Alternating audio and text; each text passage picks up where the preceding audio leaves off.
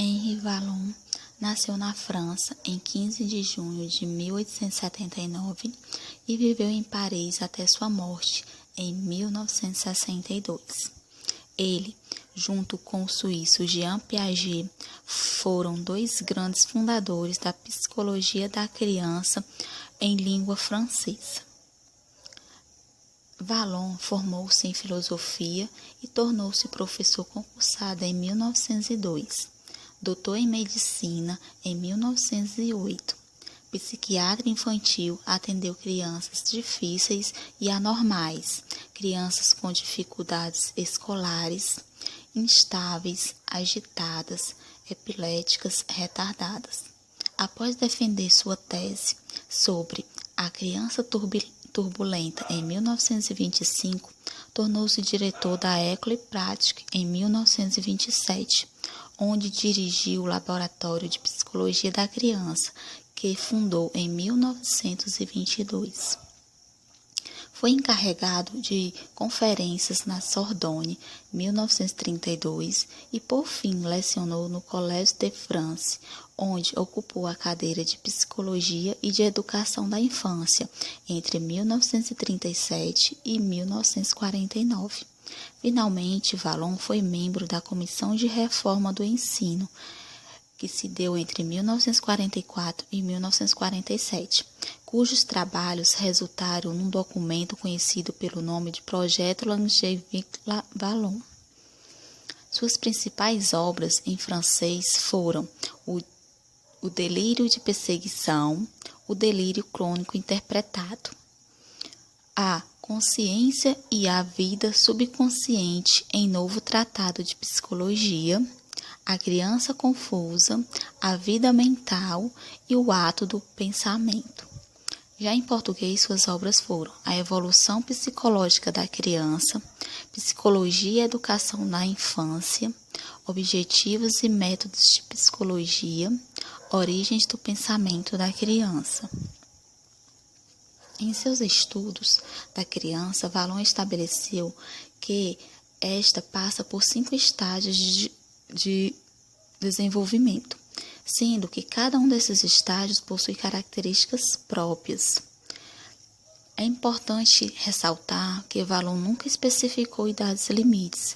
Ele acreditava num desenvolvimento dialético e interacionista, mas se podemos estipular um tempo comum às crianças, o que normalmente ocorre em faixa etária. No primeiro estágio, que se dá de 0 a 1 ano, que é o estágio impulsivo emocional, o indivíduo predomina atividades que visam a exploração do próprio corpo em relação aos incentivos internos e externos. Os movimentos da criança ainda são desordenados, bruscos, devido ao enrijecimento e relaxamento do muscular. Nesse processo são selecionados os movimentos que propiciam aproximação com o outro, para cuidar das necessidades e que passam a funcionar como instrumentos expressivos de estado de bem-estar e mal-estar. Na segunda fase desse processo, que se dá de 3 a 12 meses de idade, já é possível reconhecer reações emocionais diferenciadas, como raiva, medo e alegria. No segundo estágio, o sensório motor e projetivo, que é de 12 meses aos 3 anos, a criança já inicia a exploração do espaço físico, através de processos como agachar, segurar, manipular, apontar e etc., acompanhados por gestos. Inicia-se também a discriminação dos objetos, separando-os. Toda esta atividade motora e sensória prepara as aptidões afetivas e cognitivas, base do próximo estágio. O terceiro estágio, o estágio do personalismo, ocorre dos 3 aos 6 anos. Nessa fase, o indivíduo já tem a noção de ser um indivíduo separado dos outros, através de processos de oposição, expulsão do outro e de sedução, assimilação do outro.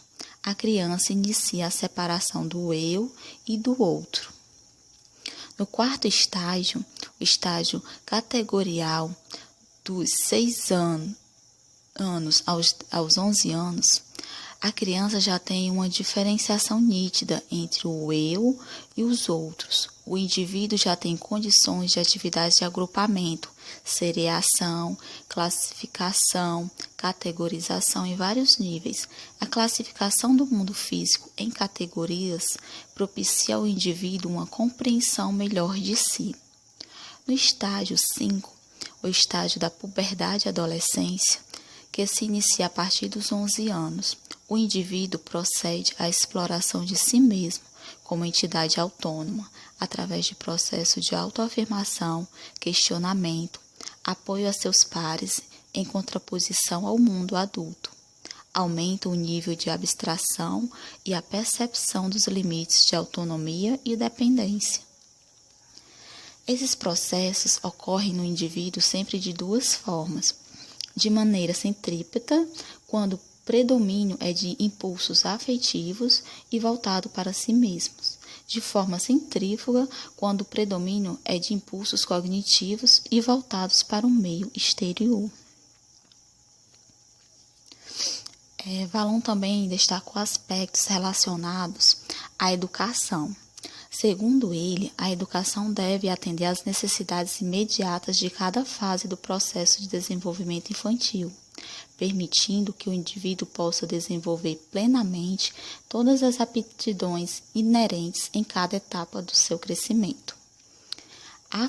A formação da inteligência não deve ser dissociada da formação da personalidade, já que ambas fazem partes constituintes de todo o indivíduo. Valon também destaca que o professor não deve se colocar como exclusivo detentor do saber e único responsável por sua transmissão.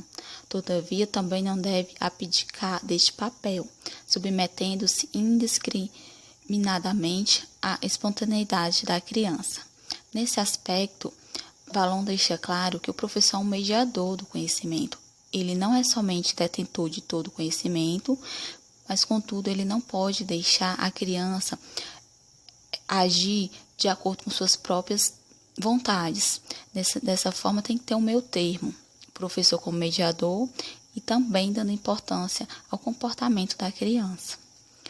Outro aspecto é a educação dever atender ao mesmo tempo à formação integral do indivíduo e à estruturação da sociedade, preparando o indivíduo a participar da vida social.